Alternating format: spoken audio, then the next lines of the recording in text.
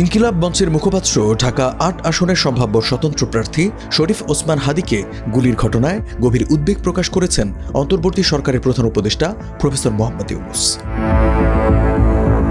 ১২ December প্রধান উপদেষ্টার press উইংয়ের বিবৃতিতে বলা হয়, নির্বাচনী পরিবেশে এমন সহিংস হামলা একেবারেই অগ্রহণযোগ্য এবং দেশের শান্তিপূর্ণ রাজনৈতিক অঙ্গনের জন্য এটি অত্যন্ত দুঃখজনক ঘটনা। প্রধান উপদেষ্টা আরও বলেন, নির্বাচনকে বাধাগ্রস্ত করার উদ্দেশ্যে কোনো ধরনের সহিংসতা বরদাস্ত করা হবে না। জনগণের নিরাপত্তা ও প্রার্থীদের অবাধ চলাচল নিশ্চিত করা আমাদের দায়িত্ব। দোষী যেই হোক আইনের আওতায় আনা হবে। আহত ওসমান হাদির সর্বোত্তম চিকিৎসা নিশ্চিতে সংশ্লিষ্টদের প্রয়োজনীয় ব্যবস্থা গ্রহণের নির্দেশ দিয়েছেন প্রধান উপদেষ্টা। একই সঙ্গে চিকিৎসা কার্যক্রম নিবিড়ভাবে তদারকির জন্য স্বাস্থ্য মন্ত্রণালয়কে প্রয়োজনীয় দিক নির্দেশনা প্রদান করেছেন তিনি। এদিকে গুলিবিদ্ধ ওসমান হাদির দ্রুত সুস্থতা কামনা করে নিজের ভেরিফাইড ফেসবুক পেজে দেওয়া এক পোস্টে বিএনপির মহাসচিব মির্জা ফখরুল ইসলাম আলমগীর বলেন, গণতন্ত্রে রাজনৈতিক সহিংসতার কোনো জায়গা নেই, কোনো সময়ই না।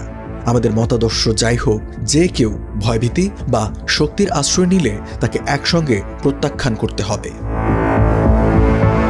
ওসমান হাদির উপর হামলার ঘটনায় উদ্বেগ প্রকাশ করেছেন বাংলাদেশ জামায়াতে ইসলামীর আমির ডাক্তার শফিকুর রহমান।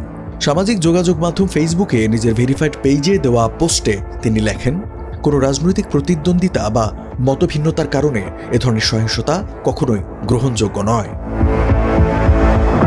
ওসমান হাদি গুলিবিদ্ধ হওয়ার খবর সামাজিক যোগাযোগ মাধ্যমে ছড়িয়ে পড়ার পর জাতীয় নাগরিক পার্টি এনসিপির দক্ষিণাঞ্চলের মুখ্য সংগঠক হাসনাত আবদুল্লাহ ফেসবুকে লিখেছেন, আল্লাহ আমার ভাইকে বাঁচাইয়া রাখো।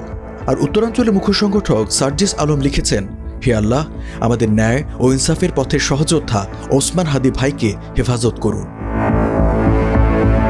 ১২ ডিসেম্বর জুমার নামাজের পর রাজধানীর বিজয়নগরে ওসমান হাদিকে লক্ষ্য করে গুলি চালায় দুর্বৃত্তরা। তার বাম কানের নিচে গুলি লেগেছে বলে জানান ঢাকা মেডিকেল কলেজ হাসপাতালের কর্তব্যরত চিকিৎসক।